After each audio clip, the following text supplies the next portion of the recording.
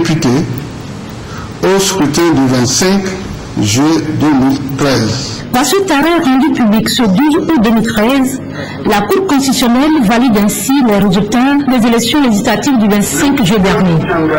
Le parti uni, le parti présidentiel, rame 62 sièges sur 91, suivi respectivement du collectif selon le Togo CST 19 sièges, Arc-en-Ciel 6 sièges, UFC 3 sièges et 1 siège pour l'indépendance sur le sol national. Le taux de participation est de 66,06%. Les différentes personnalités devant siéger à l'Assemblée nationale togolaise sont ainsi connues. Dans la circonscription électorale de Tonne Senkassé, Nabagou Bussoum, unir. Tiem Bolidja, unir. Dimungu Sambiani Pandou, UFC. Kampatib Nabanja, CST. Parmi ces élus du peuple, une personne en situation d'handicap, Yao Vidja, handicapé visuel, élu député entend donner le meilleur de soi pour la cause des personnes en situation d'handicap. J'ai suscité de l'émotion. En certains, il y en a même qui ont versé des larmes lorsqu'ils m'entendent parler, puisque pour une première fois, une personne handicapée a été choisie, et donc il n'en devait pas moins qui puisse s'étonner. Positivement, bien sûr. Vous savez, il y en a qui pensent que quand on est handicapé, c'est qu'on est assigné à la commanderie. C'est faux. Je pense que si mon cas a pu être aujourd'hui un cas unique au Togo, je pense qu'elle va susciter de l'émule au sein des personnes handicapées. Donc nous allons faire en sorte que ces personnes handicapées aussi puissent trouver un débouché leur permettant de cesser la mendicité. La rentrée parlementaire est prévue pour le deuxième mardi après cette proclamation définitive. Toujours dans l'actualité, la capitale togolaise abrite du 12 au 13 août la réunion extraordinaire du comité des chefs d'état-major de la CEDEAO.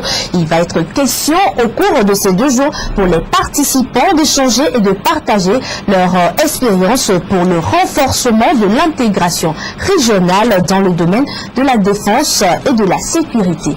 Apolline Abaki, Cassandra Anaoui.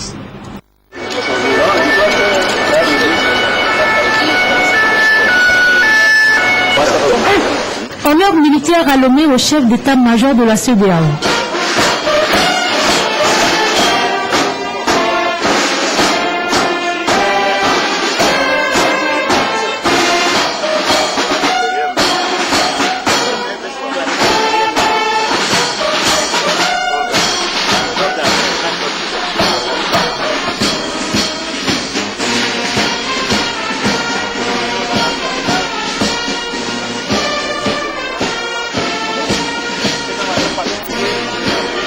Il se retrouve dans la capitale togolaise pour parler sécurité de la sous-région. À l'ordre du jour de ce rendez-vous, plusieurs dossiers brûlants de l'heure. La piraterie, la situation sécuritaire en Guinée-Bissau notamment. Cette réunion vous permettra, entre autres, de vous pencher sur la sécurité maritime en vue de lutter efficacement contre la piraterie qui constitue une grande menace à la stabilité et au développement économique de notre sous-région. L'opérationnalisation des structures de mise en œuvre de la zone E permettra sans aucun doute de lutter avec plus d'efficacité contre ce fléau pour mieux sécuriser les flux maritimes indispensables au développement économique de nos États. Nous avons quitté la MISMA et pour être maintenant la MINUSMA. Nous allons donc essayer de voir quels sont les problèmes qui sont issus de cette transformation et faire le debriefing et constater nos manquements en vue de l'amélioration dans un domaine aussi pareil comme celui de Mali. Nous sommes toujours là pour vraiment prévenir les crises dans notre sous-région. À travers ces rencontres régulières, les chefs d'état-major veulent assurer par les échanges des questions de paix. Les 2 jours vont donc permettre de définir des dispositifs pour renforcer la paix et la sécurité des pays de la sous-région ouest-africaine. Les jeunes du Burkina, du Mali, de la Côte d'Ivoire et du Togo se sont réunis ce lundi dans le cadre de la 5e édition de l'initiative Intégration des peuples africains, une rencontre placée sous le signe de la citoyenneté et initiée par les pères assomptionnistes. Cette initiative vise au brassage culturel et à la promotion de l'intégration africaine. Rachel Mohamedou. Les jardins du cabinet du ministère en charge de la jeunesse a servi de cadre à cette 5e édition de la rencontre Intégration des peuples africains. Cette rencontre est le point d'orgue du séjour de 2 semaines de ces jeunes venus du Mali, du Burkina, du Bénin et de la Côte d'Ivoire au Togo. 2 semaines de découverte du pays pour tisser des liens d'amitié et construire des ponts entre jeunes de ces 5 pays. Objectif, cultiver l'intégration par le bas, par la jeunesse relève de demain. Une expérience formatrice pour ces jeunes. Moi je viens du Burkina, donc vivre avec des musulmans, des protestants en même temps, d'autres communautés, c'était une belle expérience. C'est vrai qu'au début on n'était pas habitué de vivre ça, mais après à la longue on s'est habitué vraiment. C'était une belle expérience que je pourrais partager en fait au pays avec les autres. Le sourire sur les lèvres des jeunes, la diversité culturelle qui s'exprime, c'est surtout ça, je pense que c'est l'objectif même de l'intégration. Et quand on remarque tout ceci entre les relations, des relations entre jeunes, je crois qu'on n'a plus à s'inquiéter. L'Afrique de demain est rassurée. Ce programme porteur de valeurs d'intégration et de solidarité est chapeauté par le ministère de la Jeunesse qui entend l'accompagner afin d'assurer et ils s'engagent à construire ensemble quelque chose.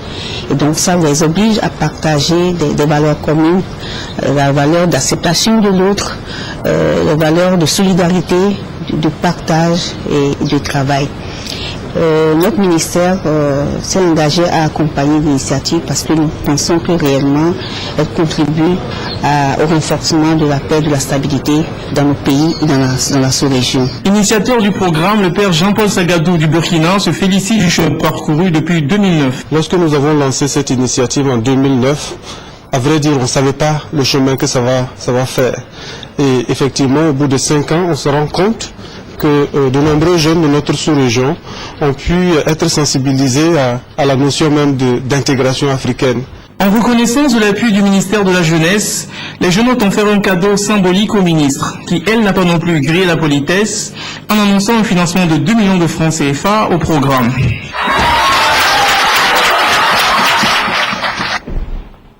Je vous l'annonçais dans les titres de cette édition. Nous sommes sur ce plateau avec Monsieur Telata Harim Anala, directeur de la jeunesse et de l'emploi des jeunes. Monsieur, bonsoir et merci d'être avec nous sur ce plateau. Bonsoir, madame.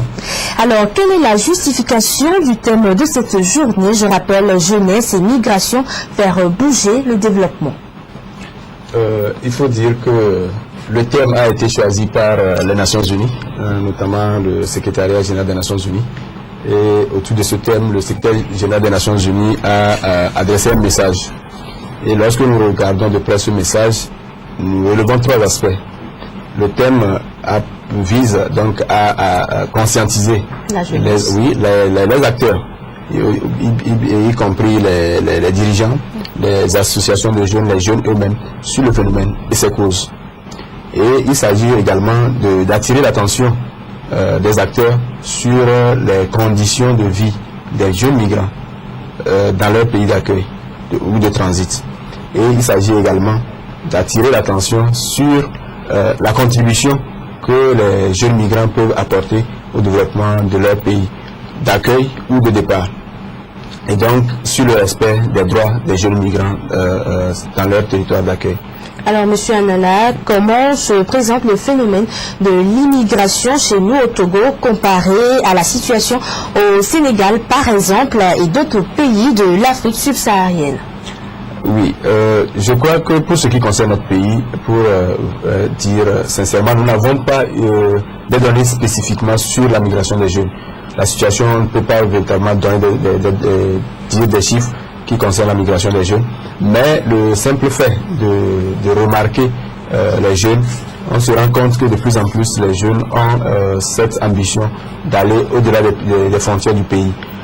Certains pour des besoins d'études, mais le plus grand nombre c'est pour la recherche de meilleures conditions d'insertion économique.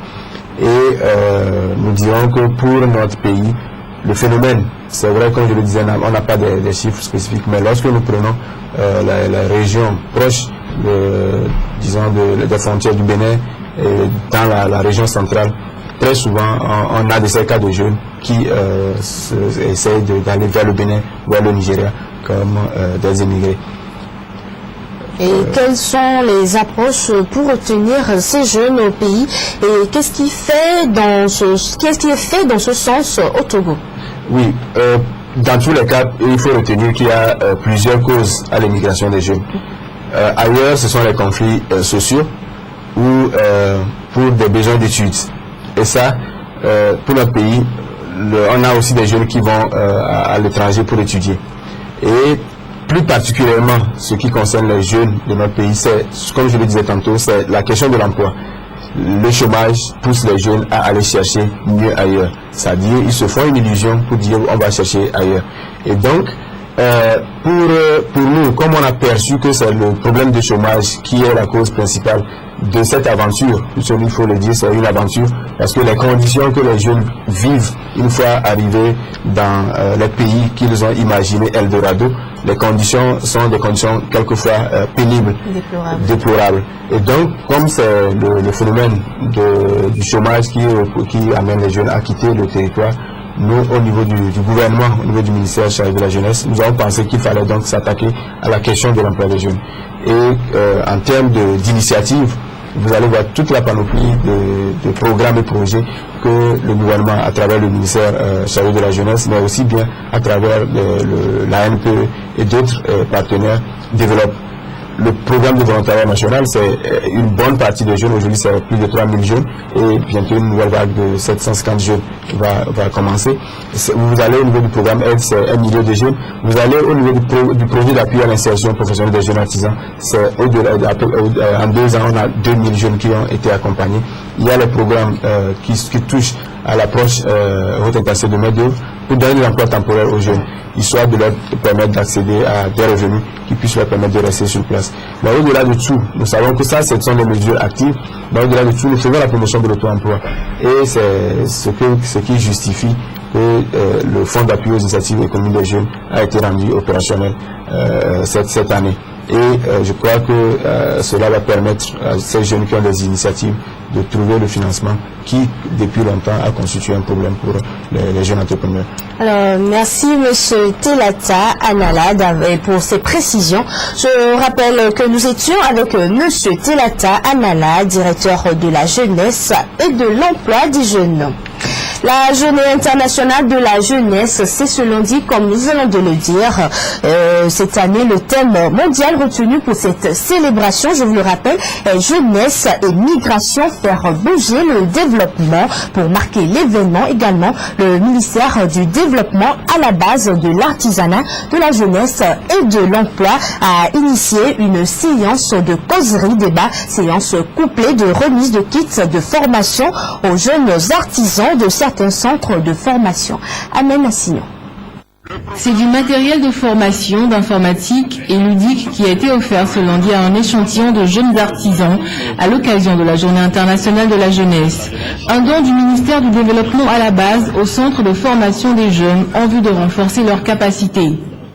Les responsables de ces centres de formation expriment leur satisfaction face à ce geste du gouvernement. Ce geste est bienvenu parce qu'au niveau des jeunes, nous avons remarqué un découragement parce qu'ils viennent nombreux, mais à un moment donné, ils commencent pas à désister parce qu'il n'y a pas de matériel. Ce lot de matériel qu'on vient de recevoir motive plus la jeunesse au niveau du canton d'Adétikop et ses alentours. C'est un groupe représentatif de 5 centres de formation au total qui vient de bénéficier de ce matériel. Des outils de formation qui vont combler des besoins depuis longtemps exprimés. Nous sommes contents de recevoir ce don parce qu'il y a longtemps, nous souffrons problème de marché, nos services, mais aujourd'hui, vraiment, nous sommes contents. Nous sommes contents et nous les remercions pour ce don. Jeunesse et migration, faire bouger le développement. C'est le thème retenu à l'occasion de cette célébration. Par ce geste, le gouvernement togolais vient de témoigner son engagement dans la politique de création d'emplois pour les jeunes. À l'international, après 3 jours de suspense et d'incertitude, le nouveau gouvernement du président Boni Yayi a été publié le dimanche 11 août. Ce gouvernement est composé de 26 ministres comme dans le précédent. Plusieurs noms bien connus dans les précédentes équipes sont revenus dans ce nouveau gouvernement. On note la suppression du poste de Premier ministre. Pour avoir beaucoup plus de précisions sur la formation de ce nouveau gouvernement, nous avons en ligne notre correspondant Isidore Ormel Toku en direct du Bénin. Isidore, bonsoir.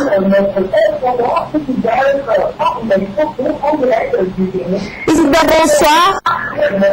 Bonsoir Larry et bienvenue aussi à vous demain.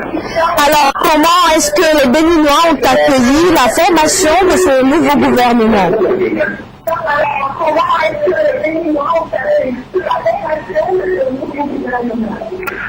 Avec beaucoup de surprises parce que le surprise aura duré certainement 112 heures, 3 jours donc pour que le nouveau gouvernement succédé à celui d'ici le 8 août dernier par un communiqué signé du secrétaire général de la présidence et de la composition de la nouvelle équipe gouvernementale a été donnée peu avant 21 heures hier par le secrétaire général du gouvernement. Et on note qu'il s'agit juste d'une équipe de 26 personnes. Le gouvernement a été redémarré donc à 50%. Ainsi, sur les 26 membres, il y a 13 nouveaux qui entrent au gouvernement et 13 de l'ancien gouvernement qui sont maintenus avec 23% pour les femmes. De nouvelles tests sur des terrains glissants, on est tenté de dire, ceci se dégage de la nouvelle équipe de Boni Yayi, eh bien, on se demande s'ils seront à la hauteur de la mission, surtout en ce qui concerne la gestion des dossiers brûlants. Ce qui amène à dire aussi qu'il est difficile de fermer les raisons qui fondent le choix de Boni Yayi, car bon nombre de Béninois s'apprêtaient à voir autre chose que du déjà vu aux ministres et inconnus en politique. Un peu comme vous l'avez dit tout à l'heure, et de retenir que, un peu comme en 2011, Boni Yayi n'a pas changé, il est resté égal à lui-même simplement en tentant donc de supprimer certains ministères, notamment celui de la primature, de la réforme administrative, et celui chargé des affaires présidentielles. Mais ces 3 ministères partis ont fait place à 2 nouveaux ministères. Il s'agit notamment de celui du reboisement climatique, du reboisement et le changement climatique, et de celui chargé des politiques publiques. L'autre information importante à retenir est que Boni Yayi lui-même n'est plus ministre de la Défense, il a cédé aussi son portefeuille à Denis Ali. Alors, Isidore, peut-on connaître les raisons qui expliquent la suspension du poste de Premier ministre? Isidore, peut-on connaître les raisons qui expliquent la suspension du poste de Premier ministre? Juste là, enfin, je pense que Boni Yayi est le seul à savoir pourquoi ce poste a été suspendu. On a même pensé à un moment donné qu'en faisant les consultations politiques et dans l'objectif de former ce nouveau gouvernement, et surtout pourrait bien évidemment revenir peut-être à l'opposition ou au PAD, qui encore a été consulté et a décliné l'offre, tandis que l'Union sur la mission n'a pas été consultée. Eh bien, tout ça n'a rien donné. On se rend compte que ceux qui constituent cette nouvelle équipe ne sont rien d'autre que des proches ou des personnes qui sont déjà des personnes très proches de lui et qui sont en train de faire chemin avec lui. Et on espère peut-être que la situation de ce poste de Premier ministre pourra apporter quelque chose de nouveau à ce gouvernement qui vient de constituer. Alors, le président Yayi Boni, en se débarrassant du portefeuille de défense en pleine période de tension avec cette histoire de tentative d'empoisonnement, ne prend-il pas des risques?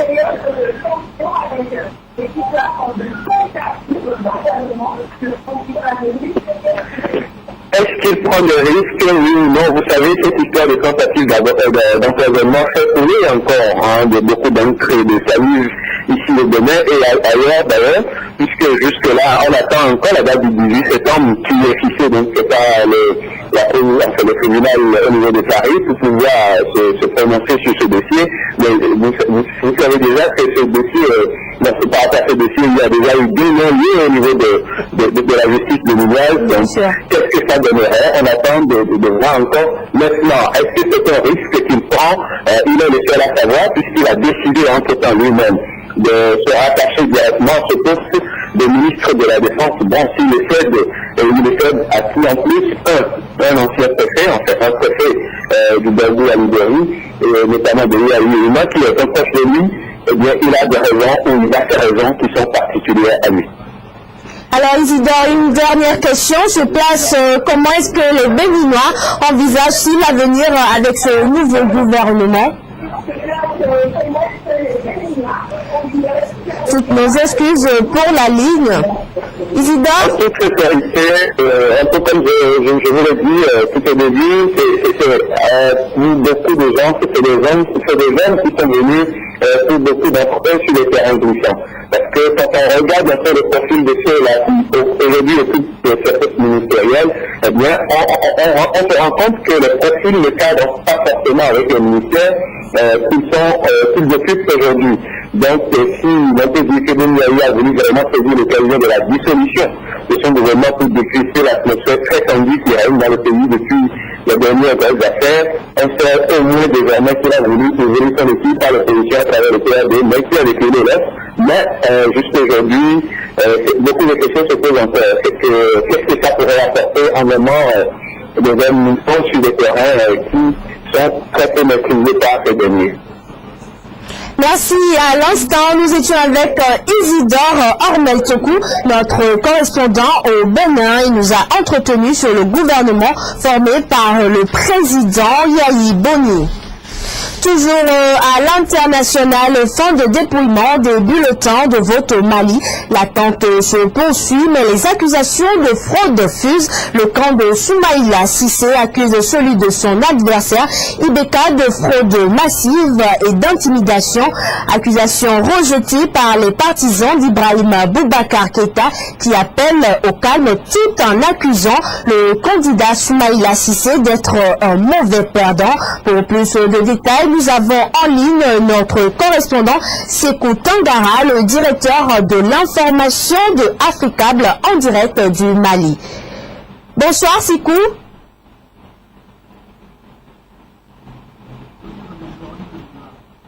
On nous reviendra toutes nos excuses.